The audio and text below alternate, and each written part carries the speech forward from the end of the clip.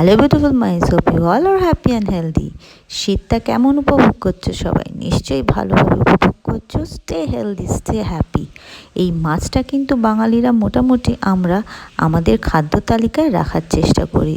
এই মাছের উপকারিতা নিয়ে তো নতুনভাবে আমাদের আর কিছুই বলার নেই। আর নতুন নতুন রেসিপি কিন্তু আমরা নিত্য নতুন রোজই ট্রাই করে থাকি, তাই না বন্ধুরা? আজকে কিন্তু বাজারে গিয়েই দেখলাম একদম ফ্রেশ চিতল মাছ বিক্রি হচ্ছে, আর সাইজটাও কিন্তু অনবদ্য। ব্যাস, আর একদম অপেক্ষা না করে, কোনো চিন্তা ভাবনা না করে চিতল মাছটা কিনে ফেললাম। এখন ভালো করে এটা ধুয়ে নিচ্ছি, কেননা চিতল মাছের আমরা সবাই জানি ইটসেলফ কিন্তু একটা নিজের গন্ধ হয়।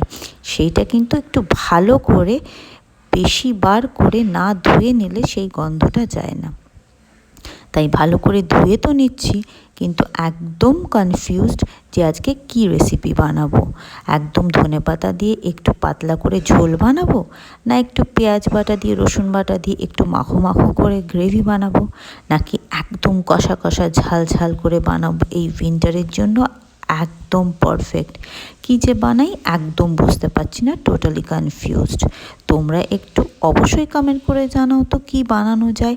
আর অবশ্যই হ্যাঁ, তোমরা কোনটা সব থেকে বেশি প্রেফার করো, তোমাদের কাছের মানুষরা, তোমাদের ফ্যামিলি মেম্বার্সরা কোনটা পছন্দ করে, অবশ্যই সেটা কমেন্টস করে আমাকে কিন্তু জানিও। চলো আজকের জন্য স্টে ব্লেসড, স্টে টিউনড।